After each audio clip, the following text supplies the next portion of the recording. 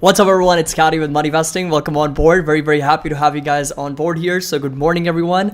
So finally, okay, YouTube sent a few people notifications. That's great. I did have a talk with them, and we worked out on some strategies and some of the issues that we were having on live streams and all that stuff. And glad to see that they were able to fix that. So once again, thank you so much for joining. I really appreciate it. And we got the QQQ down a little bit over 72 basis points. We got the S&P 500 down about 84 basis points, and the Dow Jones down close to 1% right now. They removed the rope emoji. I'm not sure. I don't know. I haven't really been playing around with emojis all that much, but so yeah, the market's here, down pre-market. Nothing really is new. Retailers obviously got hit pretty hard yesterday. I mean, Target, BJ's, Costco, Dollar General, Macy's, Walgreens, they were all down substantially. I mean, well in the double digits. And then cybersecurity, even energy sector. I mean, cybersecurity, cryptos, commodities, Chinese stocks, banks, fintech stocks. Almost every single stock was pretty red yesterday. So we'll see what happens today. We've already covered, I feel like, a lot of reports. There's a lot of analysts, strategists calling for another 10, 15, 20, 30% drop in the market. So we'll see what happens over the course of next few quarters here. So Goldman Investors Guide to a Recession shows stocks could fall another 11 to 18%. So obviously that's been on headlines everywhere. Almost feels like everybody's calling for another 10, 12, 15, 20% drop. Camera's lens is dirty. I don't know what's going on. Sometimes it gives me a little bit of a weird video.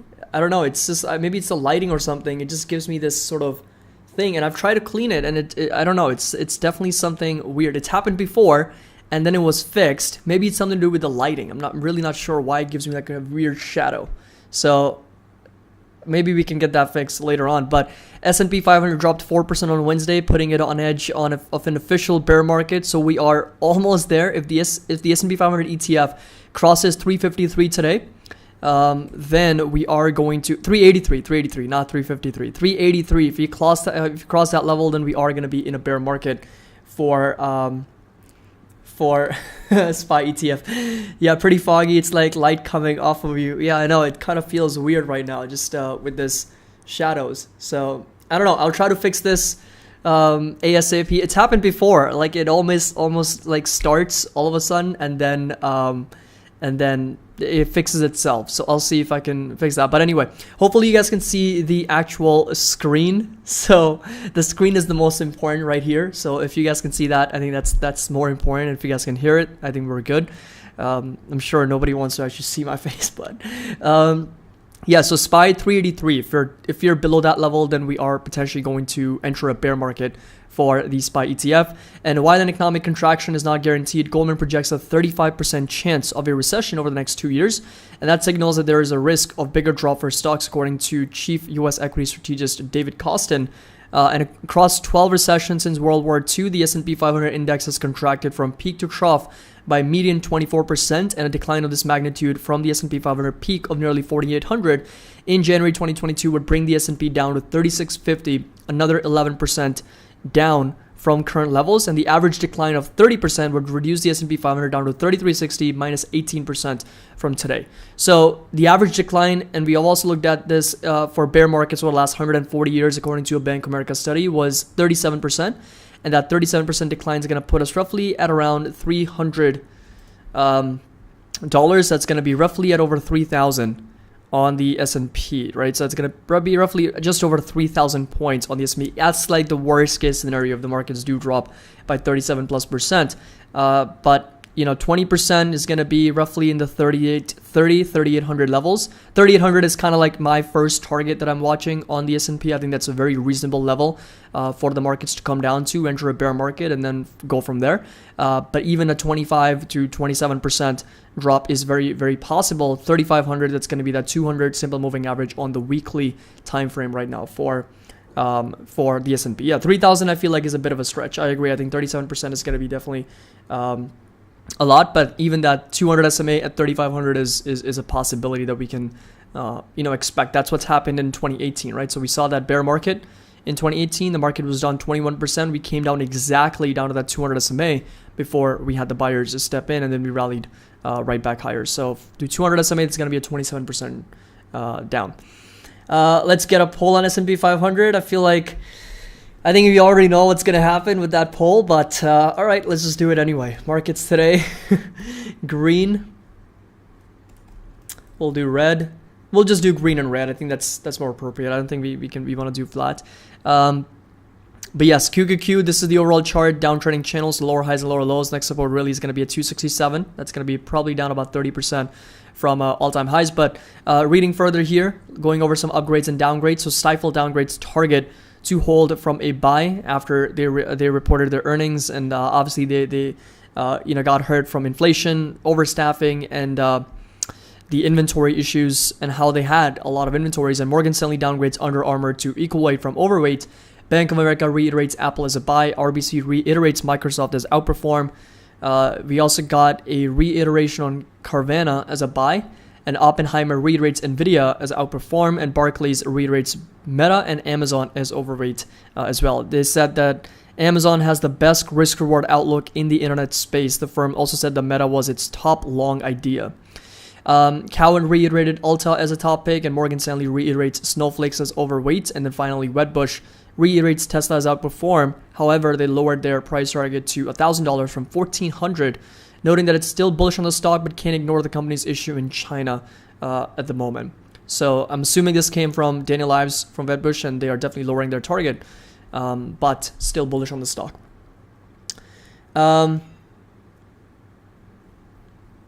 All right, so we got 76% poll red, 23% green. So we'll see what happens. So location back to Caddy live streams, missed the last 3-4 days. Welcome, happy to have you on board once again. And yes, don't forget to like the video. I would really appreciate it. And yeah, there's just been a lot of discussions around historical bear markets. This is or has been one of the worst starts for the NASDAQ in the first 119 days. If you go back to 2020, 2008, and 2000s. 2008 and 2000 levels were much better in the first 119 days. In fact, this is probably one of the worst starts in over 50 years for the NASDAQ. But of course, 2008 and 2000 resulted in a lot more selling pressure across, throughout the year.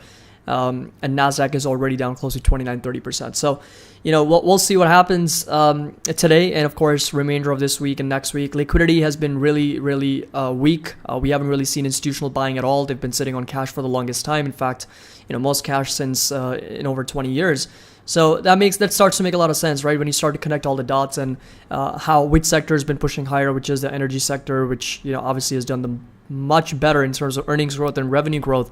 In my previous video, I went over all the sectors and their valuations, the PEG ratio. So if you haven't really checked it out, I would highly encourage you to do that. And I basically go over this spreadsheet here, which goes over all the different sector EPS, right?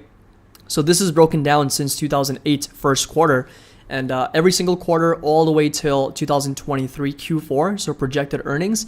And at the same time, it also goes over 2008 all the way up till 2023 price to earnings multiple for all these different sectors. So I think that's a very interesting video. Highly encourage you to check it out if you haven't already. Basically goes over where we are with respect to our historical measures, multiples, and for these different sectors. And then I'm going to be doing a separate video if you want me to, S&P 400.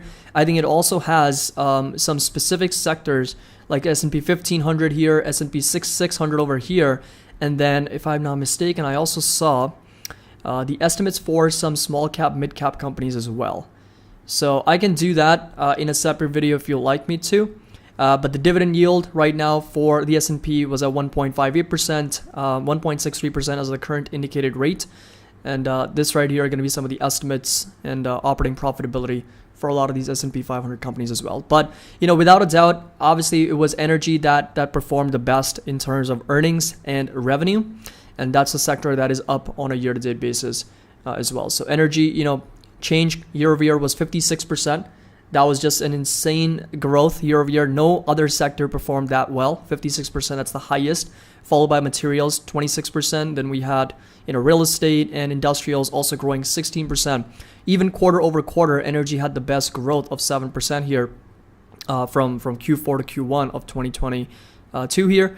And then when you look at EPS growth, come all the way up here. There should be percentages somewhere. Let's see. Estimated EPS. So sector EPS, let's see. Yeah, this is all the price earnings. Beats and shares might be here. But this is just a quick overview on how many companies have already reported, how many beat expectations, how many missed expectations. And this is the average going as far as 2013. And you'll notice the average really is 71% of the companies have beaten expectations over the last 9 years. And 20% have missed expectations. And about 7% have met expectations, right? So out of the 100 companies that have reported, 72% has been the average. And this earnings season, we basically had 77% of the companies beat expectations and 18% missed, and just under 4% met expectations. So overall, it was a good earnings season. It wasn't as terrible as Wall Street's making it to be. But obviously, we had a little bit of dislocation because earnings, as soon as I can find that EPS growth year over year for the earnings, let's see, sales, this is sales, quarterly operating margins, it's sales per share.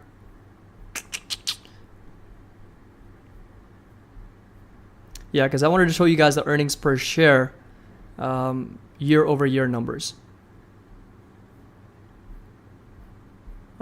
If I find it, I'll definitely show it. I did share it in my previous video, so that should be helpful. But yeah, anyway. So going back to the markets here, and again, we're down a little bit from pre-market open, but overall, we're in this very sort of like a confusion state where people expect the markets to come down.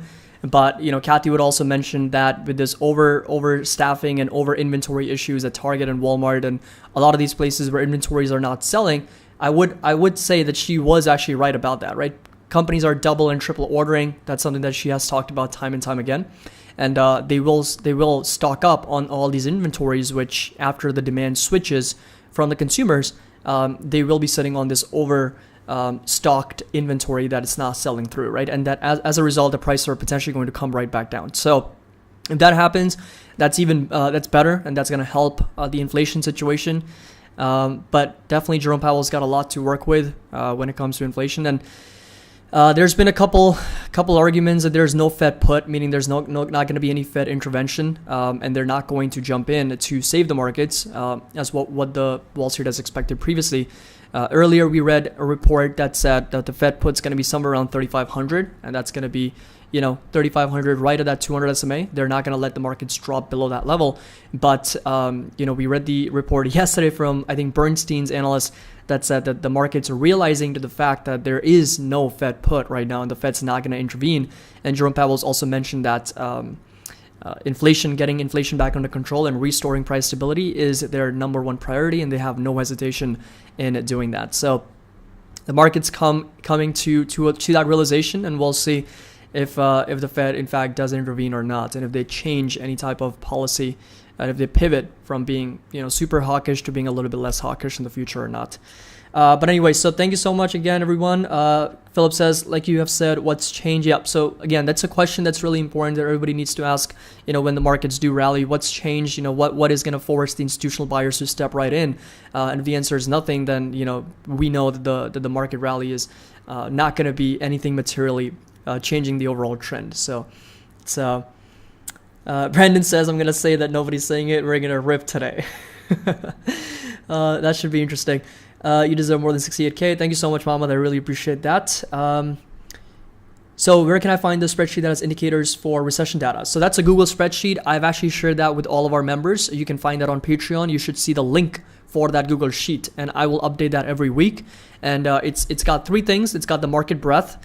It's got the recession trackers, so indicators that we like to track, and it's also got sector valuations. So all three things are in that Google sheet. You can get that from our Patreon. There's going to be a link, and you can track that and view it as soon as whenever you want, right? So that's going to be available. But 65% expecting the markets to be red today, not a surprise, and 34% expecting the markets to be green. And I'm assuming Brandon is definitely part of that green poll, expecting the markets to rip today. So, all right, we can take a look at some individual stocks. We got about 5 minutes left for the markets to open.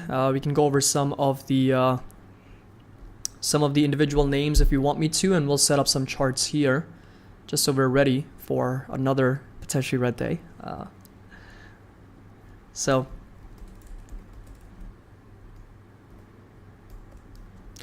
it's like now I'm just like really starting to lose track of the days, the time, because it's all been a very, very large blur.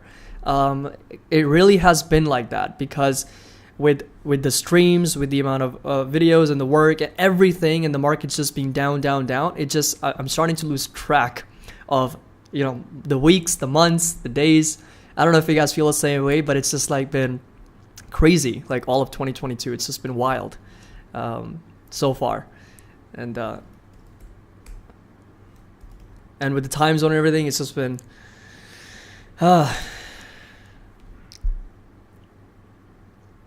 Alex says, I thought you were a perpetual optimist. Well, I mean, the way I see it, if stocks stay down, you know, gives us the opportunity to keep buying, keep dollar cost averaging, keep accumulating more, because, you know, we already know where the valuation multiples are, right? We already know like how sectors are trading. I mean, you know, if you come over to the Google sheet, you'll see a lot of sectors are trading below their 10-year multiple average, right? So the way I see it, it gives us an incredible time to really, obviously not enjoy the markets, but be a buyer, be somebody who can accumulate shares and increase your ownership and keep dollar cost averaging. And once, you know, Wall Street comes back to senses, right now they're in a panic mode, right? Right now it's like, you know, run for the exits, and we don't want anything to do with any stocks, and pretty much all equities, bonds, commodities, everything is just selling off left and right. So that's where we are. We're in kind of like this panic mode, especially for Wall Street. And the dislocation once again happens because institutional wants to stay on the sidelines. They want to sit on the sidelines until everything clears up, and retail's position for the long term. And that's the discrepancy there, because institutional is what controls the market.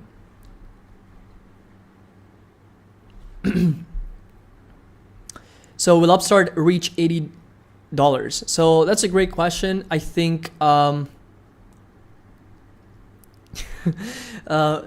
Upstart, let's take a look. Yesterday I think it was up.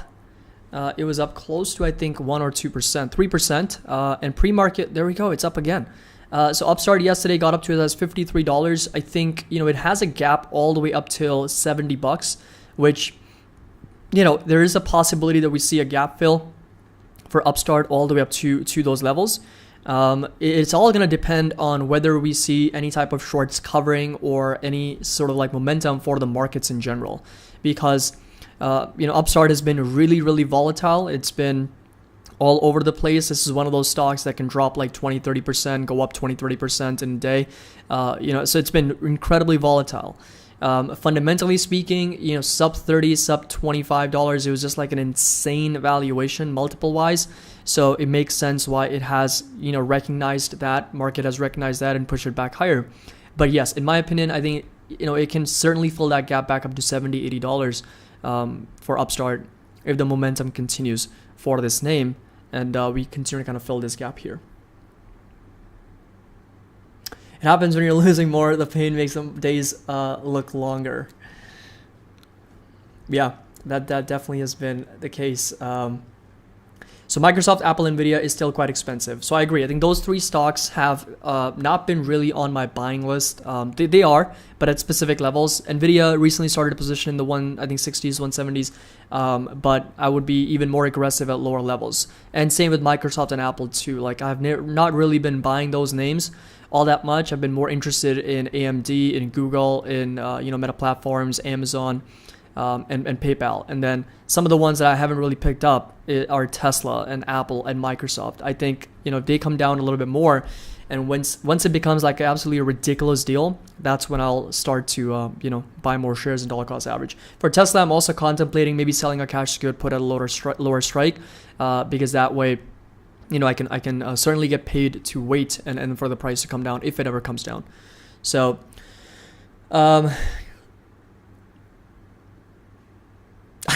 like Drake says, starting from the bottom, now we're here still at the bottom. Yeah, it's gonna take some time. I mean, obviously, I mean, think about this for a second, right? For the Nasdaq to go back to all-time highs, it has to go up 40%, right? 40% is a lot, right? Especially for the aggregate market, for the index.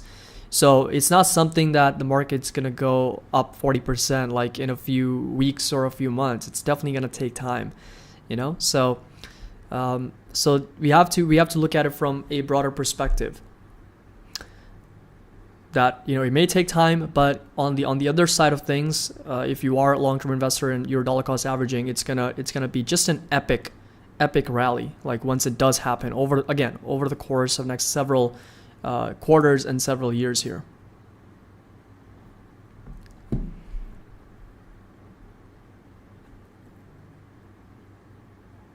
So Batman says, do you think Amazon will recover someday? Looks like there's no way to go back to all-time highs. No, I think Amazon will recover. It's just that they're not optimized for earnings. They've got significant investments coming in on so many businesses that they're working on, and at the same time, right now they're just not focused on earnings per share. Once Wall Street sees the earnings per share growing, once they see the free cash flow growing, and which is going to take some time, right? It's not like they're going to do that next quarter. Then the multiples should once again go back higher for that company. But right now, it's just in this environment, Amazon's getting hurt along with the other retailers, which got hurt yesterday pretty badly. So I mean, Amazon was down over 7% yesterday, right? Trading roughly in the $2,000 ranges. So in my view, yes, long term, definitely, in my opinion, but it's gonna take time. Tesla is still waiting for 550. Yeah, so sub 600, still waiting for it.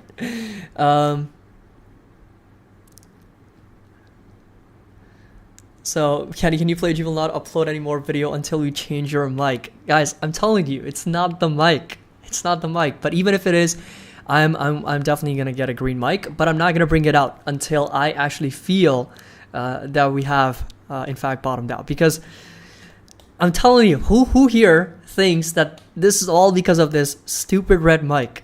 Who here believes that? I don't think a lot of people here believe that. I might be wrong, but I want to hear from everyone. Who here believes that when I bought this damn thing, all of it started? I basically started this weird chain of events in the universe that, oh my God, come on, you guys.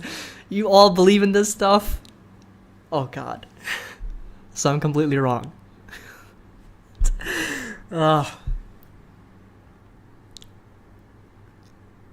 It's the stupid mic.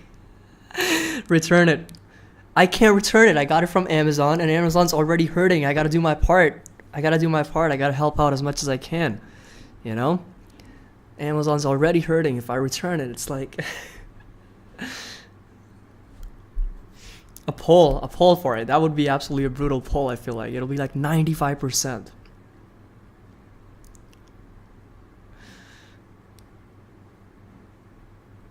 All right, so I'll do something about it. Okay, I was honestly searching for green mics on Amazon today, so I'll definitely do something about it.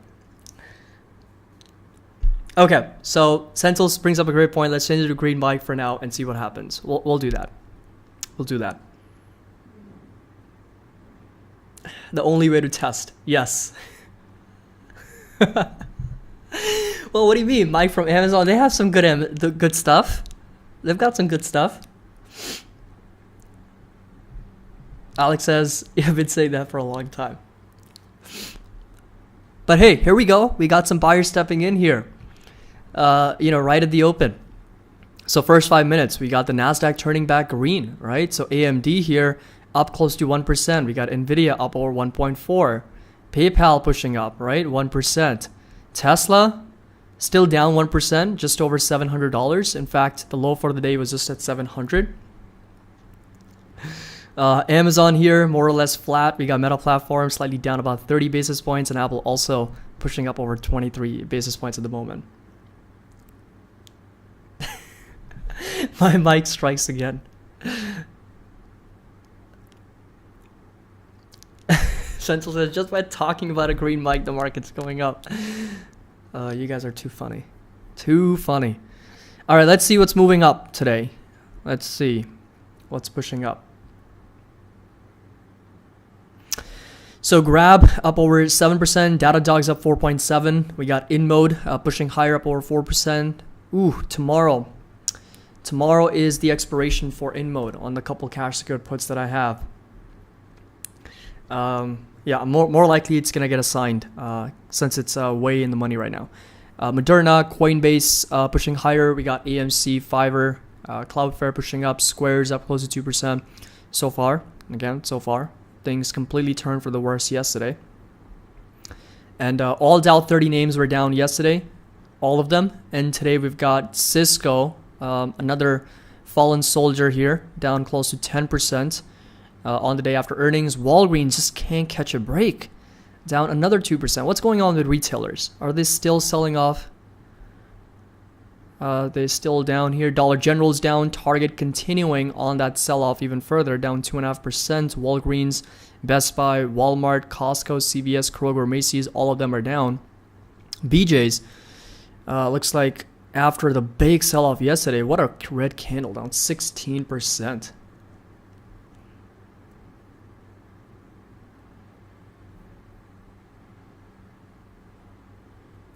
So Alex, question for you: Tech has been a wreck. Walmart, Walgreens, Costco, and Target all down. Keep going down since a few days ago. After retail, what would be the next wreck? Do you know? Well, it's kind of hard to really go over which sector is going to perform worse. But if you take a look at this spreadsheet and we try to understand the multiples, and we look at some of the oh, there it is. PEG ratio also, that we talked about. There's a lot of stocks. There's a lot of sectors now trading at very, very cheap valuations. I mean, communications services, 16 times earnings. And then we've got projected annual growth of 19%, right? Which gives us a PEG ratio of 0.82, which, is very, very favorable for communication services, right? So, and then technology, we've got 1.37, a little bit unfavorable.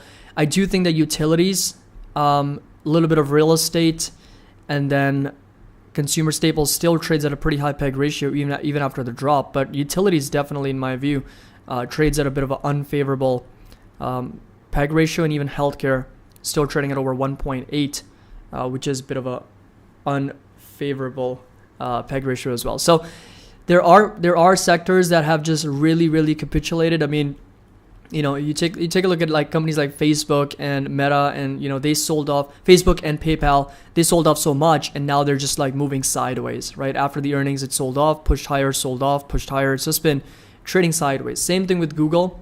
I feel like Google is one of the undervalued names in the market that has just been more or less consolidating sideways. It's trading at the same level as it was a year ago. So there's specific sectors that I feel like have moved up a lot, but the entire market has been very, very weak overall.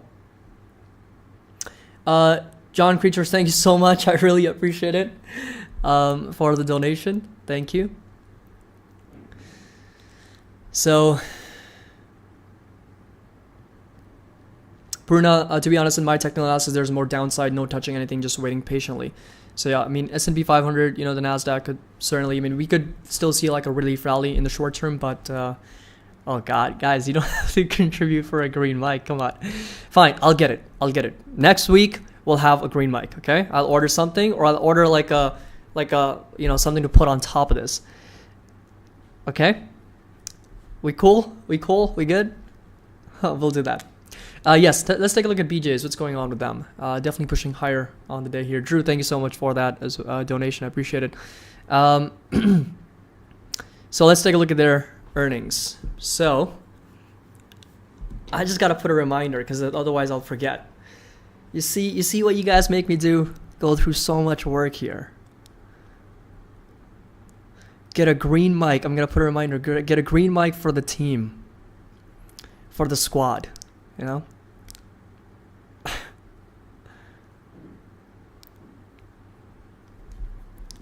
Lose the red mic. I should do like a video. I don't know what movie it was. It was like about this office movie where they're so frustrated with the printer that they specifically take that printer out and they start beating the shit out of it. I forgot what that movie was. Maybe I should do like a live stream where I take this mic out and I do a live stream with me just like destroying this mic. Office Space, yes, I think that was the movie. Such a funny movie. Yeah, maybe I should do like a live stream about that.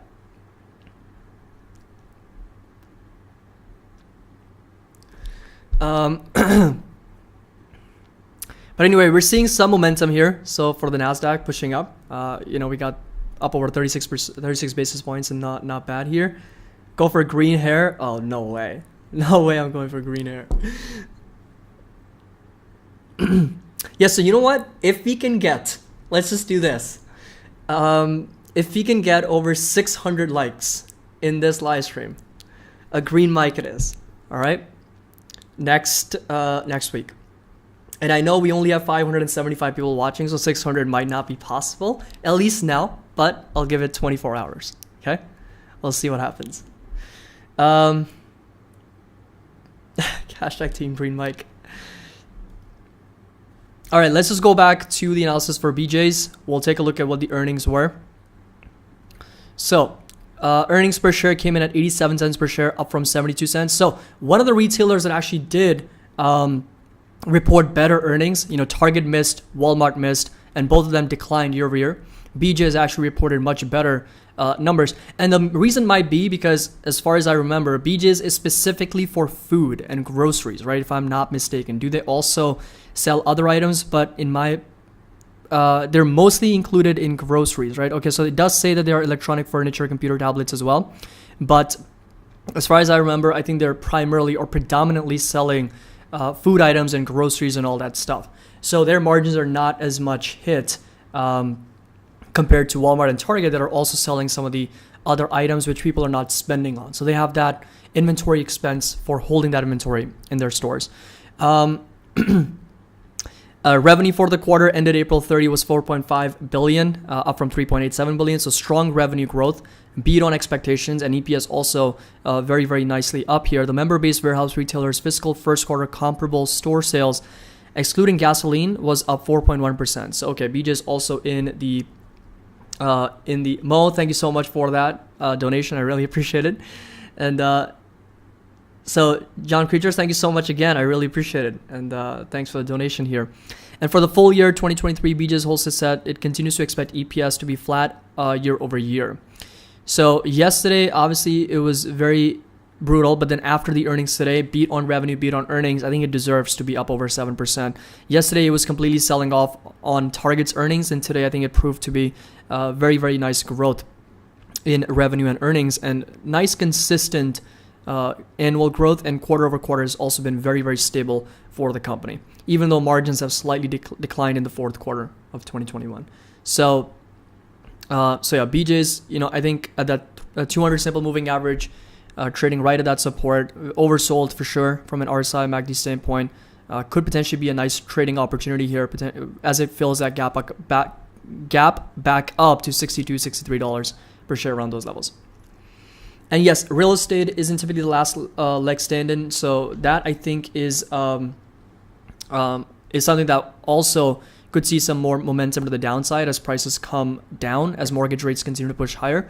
So, you know, real estate is still up year to date quite a bit. Over a 1 year period, it's up over 20% in the past 12 months. So in my view, I think that is one of those sectors that could start dropping in prices as we learn, you know, mortgage applications and home demand and refinancing demands also come down, you know, in the month of April.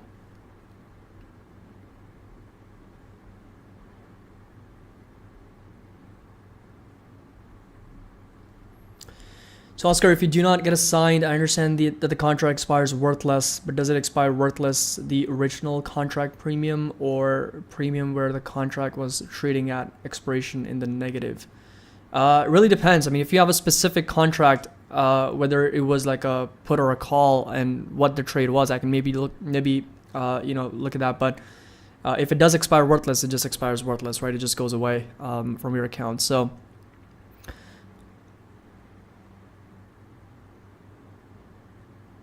Alex, Yahoo Finance has said that their big retailers might be forced to offer bigger discounts. Does that mean their profit will go down further along with stock prices? Yeah, I mean, if that happens, if retailers that are already under pressure start offering even bigger discounts, that's obviously not great news. because that shrinks their profit margins even more. Like we heard from Target yesterday in their earnings report, they mentioned that is the last resort. The whole theme about passing costs to consumers is their last resort. So they're going to absorb the cost as much as they can while keeping profitability, which is an insanely difficult thing to do. And I don't know why they would be offering even bigger discounts, right? Just sell them at cost, whatever your pricing is. Obviously, these retailers don't need to offer any bigger discounts. We know the sales are good. It's just that earnings haven't really been that high. Matt, thank you so much for that donation. I really appreciate it. Chaz, wow, you guys are so kind. Thank you so much. I appreciate it very much. You guys just made my day. So, like I was saying, profit margins will potentially shrink even further for companies like Target and Walmart and Amazon. We also saw, and one of the things that's not super good, or one of the things that concerns me a little bit, and that's part of our recession tracker is layoffs, right, and unemployment. Because if the gross margins go down, what are some of the other ways that companies try to cut corners and try to save some money, right? That's salaries and wages, right? They start laying people off. And collectively, when you look at companies like Target and Walmart and Amazon and Costco, these are some of the biggest employers in the US. I mean, they employ tons of people, like hundreds of thousands of people in the US, and collectively in the millions, right? Tens of millions. So if they start, these mass layoffs because they're overstaffed or overhired, then unfortunately we are, in this situation where unemployment could go higher. And if unemployment's high and, growth slows down and inflation stays high, then yeah, the Fed is going to be in a very tight spot to either raise rates or to not raise rates. Sandeep, thank you so much. I appreciate that for the super sticker. PayPal up 1.5%, pushing up. Amazon is also slightly more or less flat, but it's getting some buyers to step in. And Tesla here just at around $700 at the moment. Yeah, so Lokesh says, I work at Meta and I know that we are not hiring for the year anymore. That's actually a great feedback here. So thank you for sharing your experience and you're working at Meta. That's great. But yeah, I think we read about that as well. They're not hiring anymore. I think that was one of the first companies that announced that they're not going to be hiring anymore. And even Amazon's mentioned that they've overstaffed themselves during the pandemic, and now they're paying the price by ways of higher expenses and whatnot. So there we go. The market's starting to take the fall again. We got the Nasdaq down 74 basis points, S&P down about 1%, and the Dow also down over 442 points. So that's been the trend for the entire market. So Vitruvio, Kari, have you watched into PKI stock? Strong company with great valuations. Let's see, PKI, what is that? I have not looked into this company, so it looks like $18 billion market cap. Annual revenue growth has been good. Earnings growth as well, 18% profit margin. So 24 times earnings, 15 times cash flow, under 4 times sales. So valuation is decent. If you take a quick look on the balance sheet here. So cash to debt a little bit out of favor here. So $5 billion in debt versus $670 million in cash. Current ratio is well over 1.9, so almost 2. That's good. And then we've got return assets that's really low. Return on invested capital also low at under 8%. Gross margins at 49%, operating margins 23%, net income margin at 14%. So services, solutions, diagnostics, food, environmental, life sciences, applied markets company.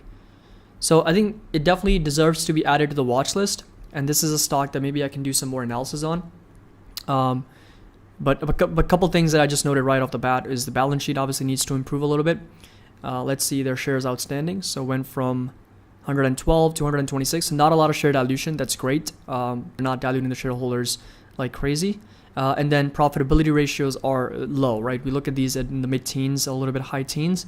So that's a number that's quite low. But the stock overall, from a technical standpoint, seems to be on a very, very nice, consistent uptrend. That's great. I mean, since 2009, 2008, it's up over 1,100%. And obviously, more recently, it's come down 34, 35%. So I'll keep it on close watch, and maybe I can do some analysis on this one in the future.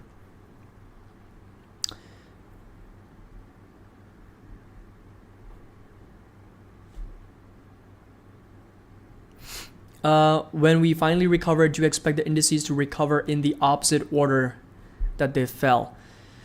That's a great question. I think what we're right now witnessing is with a lot of, some of the other small cap, big cap names going up. We've seen, companies like Upstart, Roku, DraftKings, Fubo.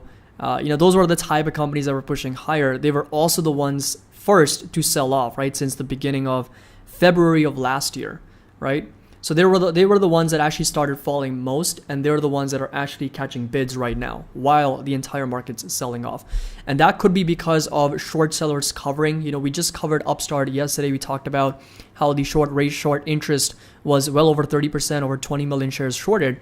And the reason we could have seen this rally of 80% from its earnings is because those shorts were covering their positions, and that, creates more buying pressure. So that sector in general is the one that's the most volatile. That's the one that you can see 100, 200, 300% gains in a very short period of time.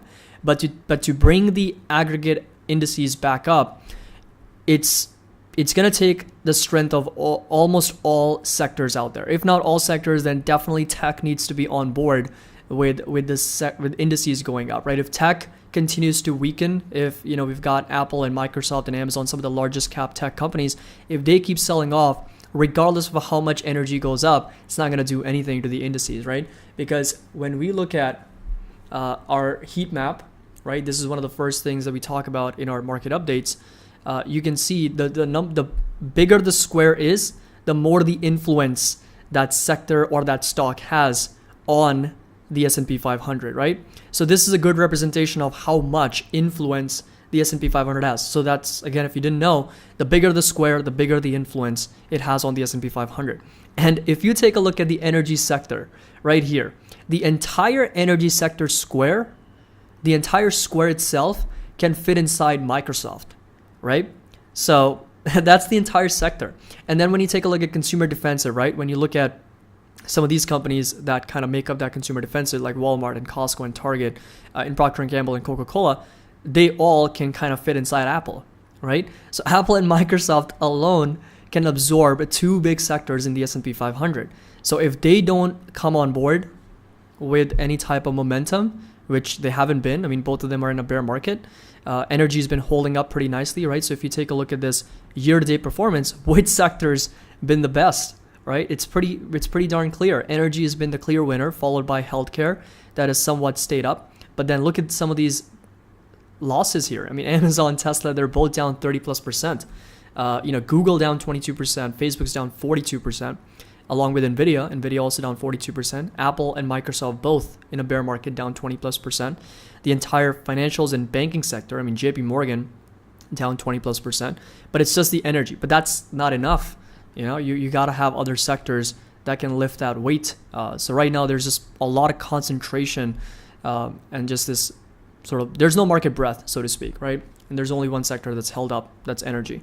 So in order for the markets to really push back higher, I think it has to come from technology, has to lead the way, and then only then other sectors can follow. So that's, I think, where we are right now. What's the next biggest market catalyst? I think it's just going to be inflation. I think inflation is what's going to be super important because, the Fed has already mentioned that they're very, very data dependent. They're going to look at financial conditions if they improve. And that's what he said in that podcast, right? With that Kai Rizdal guy from Market Watch. And I don't know if you guys checked out that video or listened to that podcast, but it was very simple. He put it very simply, right? If financial conditions improve, we are prepared to do less. If financial conditions worsen, we are prepared to do more. That's it. So they're just going to be looking at inflation, unemployment, jobs numbers, GDP growth, and they're ready to pivot how these numbers come in. Now, there are a lot of things already in play, like the mortgage rates going up, the bond yields going up, right? Consumer credits going up. So, and then inventories stocking up. So those are things at play that could help the Fed with their job of bringing inflation back down, right? Excessive inventory leads to more supply.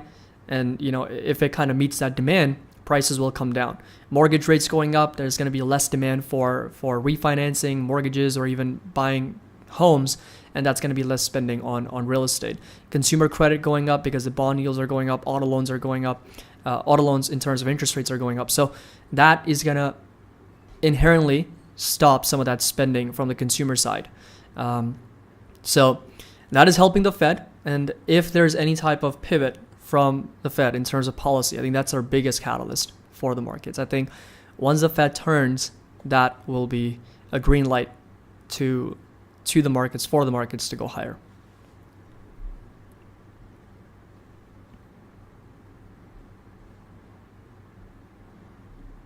So yeah, so far just more or less flat consolidation here. So all right, so a couple of people say that I'm running out of cash or I'm already out of cash. So so if you're already out of cash and if you're in that situation, well, there's you can look into trading options, right? So that's a great way to generate those premiums, right? Go through your portfolio, look at stocks that you've got 100 shares of, and look at the options chain, right? And yes, I understand if you are further, like let's just say that you're down like 20 or 30% on that stock, sure, the premiums are going to be lower, but it's still something, right? Even if you do sell like a month out or a couple of months out, and always remember with covered calls, you're selling your strike above your cost basis because you don't want to actually sell it for a loss. So just go ahead and sell covered calls, right? That's a great option strategy. If the stock price falls further, that acts as a great hedge. That's what I have on Upstart right now. So for example, if Upstart's down today, so on the day Upstart is down 6%, no problem, right? I'm making money on that covered call. So that's a strategy that you can definitely employ if you are out of cash, and you can just sell covered calls, get that premium, and that premium will act as additional cash that you can use to buy more shares.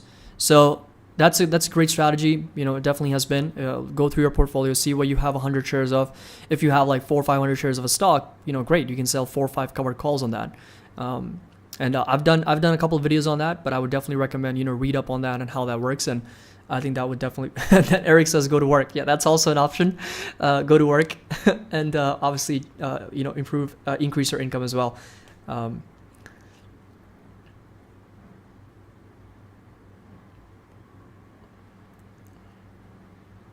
Cisco, yeah, Cisco. Let's take a look at what their numbers were.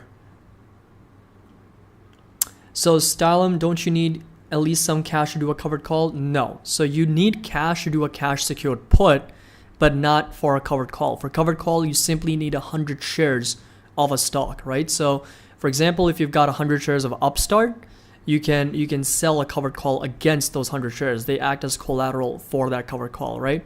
So all you have to do is pick a strike. You have to pick an expiration, and you will get paid a premium for that covered call that you're selling. And just so everybody knows, if that covered call were to get assigned, or in other words, it was in the money and exercised, you would just be obligated to deliver your 100 shares of that stock at that strike price.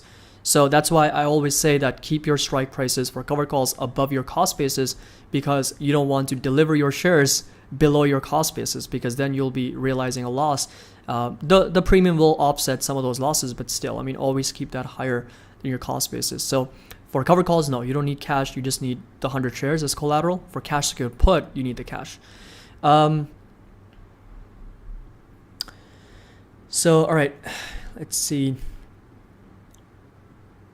So, Ali, did your covered call get assigned from yesterday? No, not yet, because like I said, Upstart didn't go in the money. It got up to $50. It actually got up to $53. My strike was $55. So it's still out of the money, and it hasn't been assigned, or hasn't been in the money yet.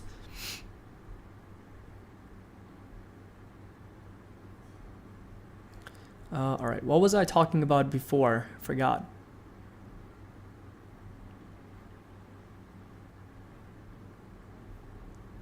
So let's take a look at SoFi. I was actually going to talk about Cisco, right? I was going to talk about Cisco first. Wow, 14% down here on the day. So let's take a look at their earnings. Yeah, Cisco. Sarum, thanks for reminding me there. Let's see. So Cisco Systems lower fiscal 2022 forecast as supply chain bottlenecks set to continue undermining sales growth. So, all right. Full year expected earnings now in the range of $329 and $337. The stock's at $41 right now, so $41.75 divided by, let's just take the mid guidance at $332. It's trading at under 13 times forward PE and revenue growth of 2 to 3%, according to statement late on Wednesday. It had previously forecasted EPS of 341 and 346. So a little bit of a guidance cut and an increase in sales of 5.5 to 6.5%. So unfortunately, they cut their guidance for both revenue and earnings. And in the fourth quarter, the sales seen declining 1%, and with non-GAAP EPS between 76 and 84 cents for the company. So in the third quarter, they reported 87 cents, up from 83 cents same time last year. Analysts were expecting 86 cents, and revenue came in at 12.8 billion, little change a year ago, but lagged the 13.3 billion dollar consensus guidance. So they got a revenue miss, but an EPS beat in the most recent quarter, and for future quarter and for the full year, they had to revise their guidance down a little bit. Unfortunately, I think Cisco is one of those names which got up to that level from 20 years ago. Actually didn't quite get up to that same level from 20 years ago when it was at $82, $83. Still hasn't gotten up to that level. That's crazy. That's crazy to think that a company like Cisco has just not ever gotten up to that same level from March of 2000. It's down 90%. And from those levels, it has actually gone up 426%. Nate, yes, I do have a video explaining covered calls. I got to create an options playlist. That's something that I can definitely do. But I do have a video on covered calls. Yes, so 14%, nothing really. that doesn't mean anything because the markets have just been crazy.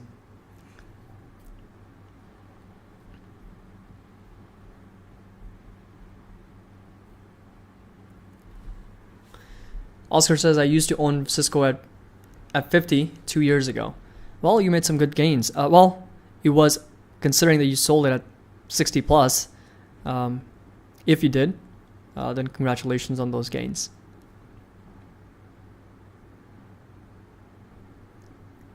Yeah, a couple of years ago, it just sounds like, because still, I mean, it still feels like the pandemic vibes, you know, it just still feels like nothing really has changed, but it has been over 2 years since this thing started. And, you know, to see a lot of stocks come back to those levels, if not lower, it's just a wild thing for PayPal and for a lot of these companies. Even, you know, I was looking at the S&P 500, and can you believe, does anybody want to take a guess how high we are from our pre-pandemic high? I'm not going to show you guys that, but can anybody guess how high we are from where the S&P 500 was before the pandemic? For the S&P 500.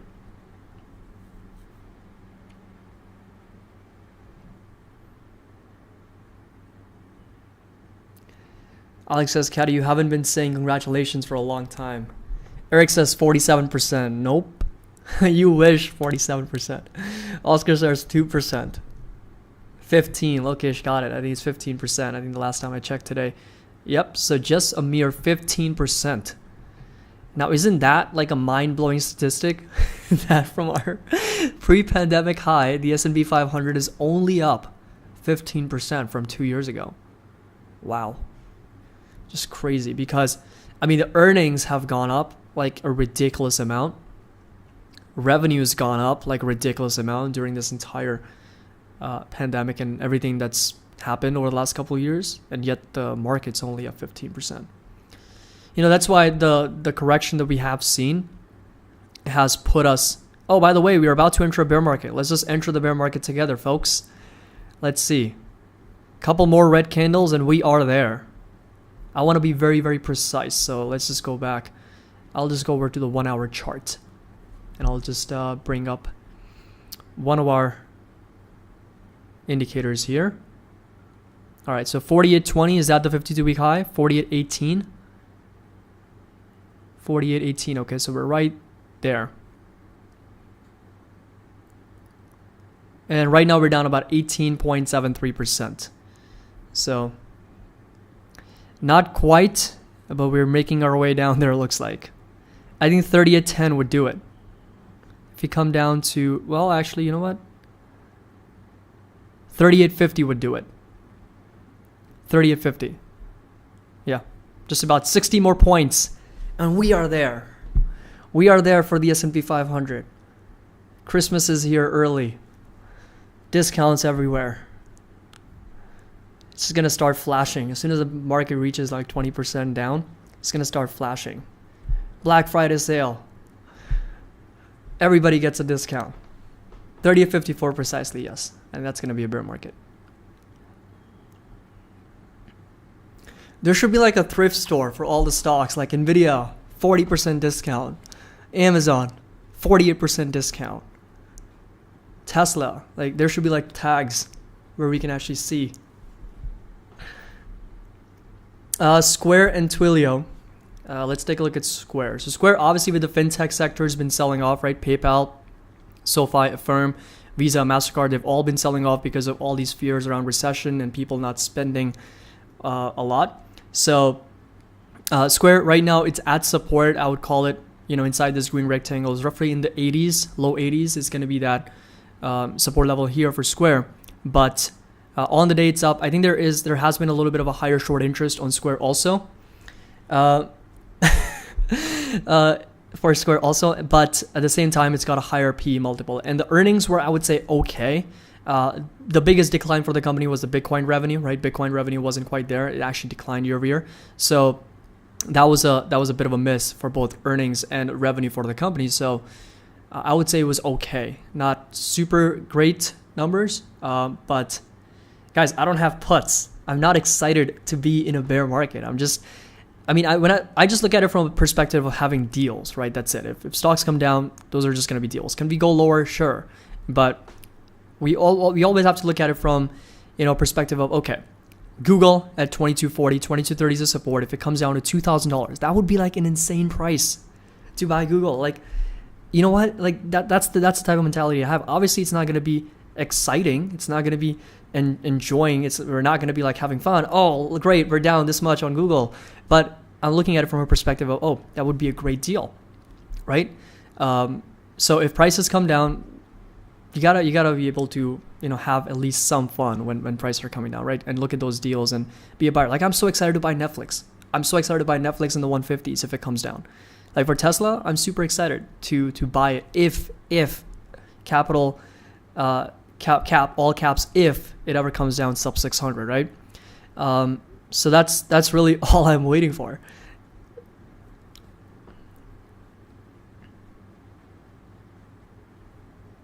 Yeah, NASDAQ here just going back and forth really on the 5-minute chart.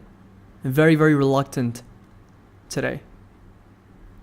Very stubborn, the markets. But yeah,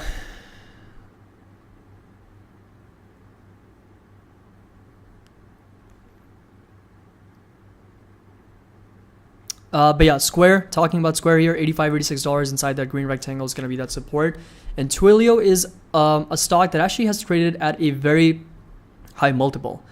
Wow, so Twilio also is one of those names that is now trading below its pre-pandemic high, down 23%. And it actually got down to $67 during the pandemic. It's still up 50%, but wow, look at this rise. And what a fall back down, 78, 80%. So overall, I would watch this as a very strong support on Twilio right here. $69, that's going to be the level to watch. Previous resistance at 69, support here, and that's going to be that next level in case we see that continued selling pressure for Twilio.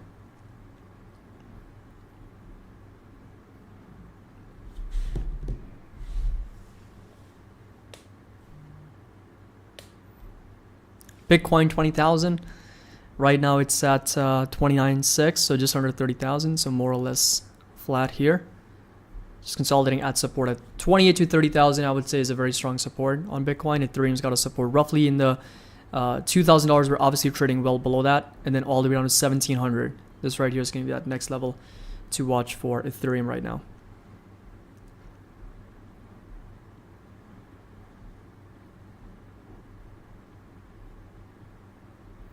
Amazon all of a sudden got some bids up over 1% today, but Tesla's not really moving all that much. I think Tesla got a bit of a price lowered today from Wedbush.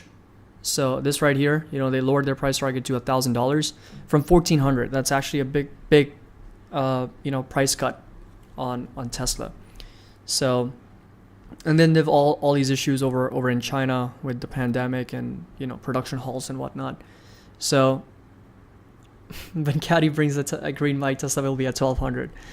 Man, that would be crazy. Imagine if we bring out the green mic and that marks the bottom. That would be the craziest superstition I would have ever experienced.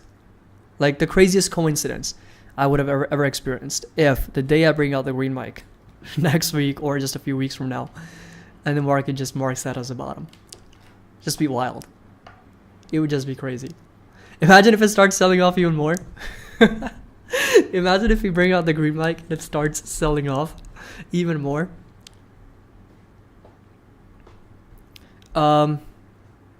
So Alex, in your personal opinion, what Warren Buffett said about Bitcoin is completely out of line, or is there some truth to that?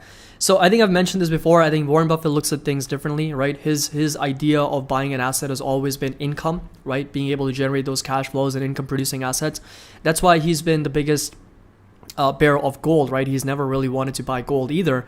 He sees gold and Bitcoin kind of like in the same bucket where they're non-income producing assets, right? That's why he always bring up his examples of a farmland because that can produce stuff. And he also brings up the example of rental properties because that can actually produce income. So he's a different type of investor, right? He's a more income driven investor, more value investor. So that's why Bitcoin's never appealed to him.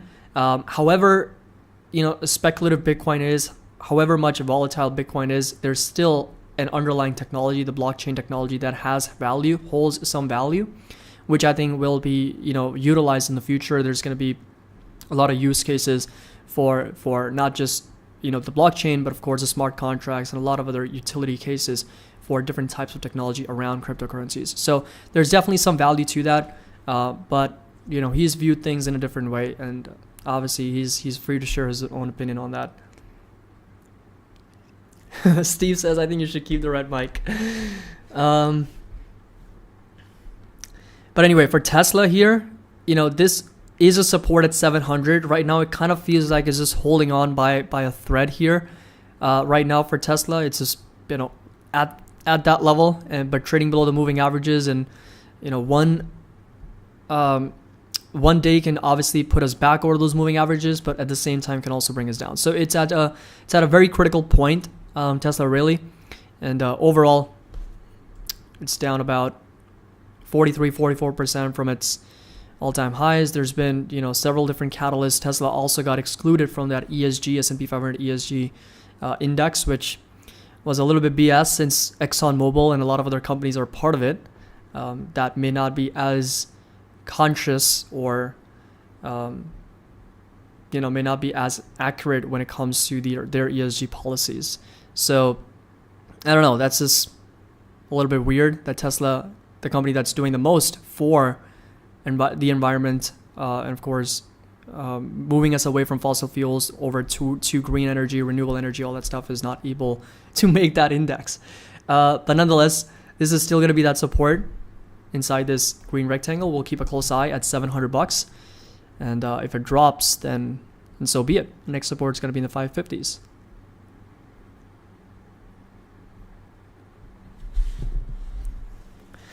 Gershon, your work ethic is unreal. Just wanted to say thank you for streams, daily videos on such consistent basis. Much appreciated. Like this video every day. We owe him our support too. Thank you so much. I really appreciate that. And says, man, you're glowing today. Pilates? No, I've never done Pilates, to be honest. I have never experienced like what it is to do Pilates. Is it good? I haven't tried it. I haven't done it ever. But yeah, no, just regular workouts, nothing else. But anyway, guys, that's going to be it for me. Thank you so much for being here. I really appreciate each and every one of you. Definitely, it's one of my best times of the day is just spending this time and doing this live stream because you guys absolutely make my day. It's just a nice, fun time to be here, watch the market. And even though we are down, even though we're red, we just, at least the bottom line is that we have fun, right? And that's the whole point. So thank you so much for being here. Really appreciate it. And of course, make sure that you drop a like and subscribe if you're new to the channel. And Also, the Patreon and the Discord link down in the description below if you want to join, and of course get all those alerts and private Discord channels and all that stuff. So thank you so much. Tomorrow is the last day of the week, Friday, and we'll see how the markets end up. This is going to be the 7th red week for the markets if we close down. So S&P 500, let's take a quick look here. So this week, this is the 7th week. The S&P is down 3%. 1, 2, 3, 4, 5, 6, 7. So S&P is down 3%. I don't think one day is going to change that, or maybe it will. You never know. Last Friday was pretty strong. And the NASDAQ here is down close to 3%, over 3%. This is the 7th red week. And guess what? We're approaching our 200-day simple moving average on the weekly chart. If you take a look at this overall trend, we haven't broken down below that 200 SMA since September of 2011. That will be a big change if for any reason the NASDAQ breaks down. But guess what? We are approaching that level. That's great news. That's the silver lining, guys. We're only less than 6% away from that 200 simple moving average on the weekly chart. We haven't broken it since 2011. So something to look forward to. Thank you so much for watching. As always, happy investing. Have a great day, and I'll see you guys tomorrow.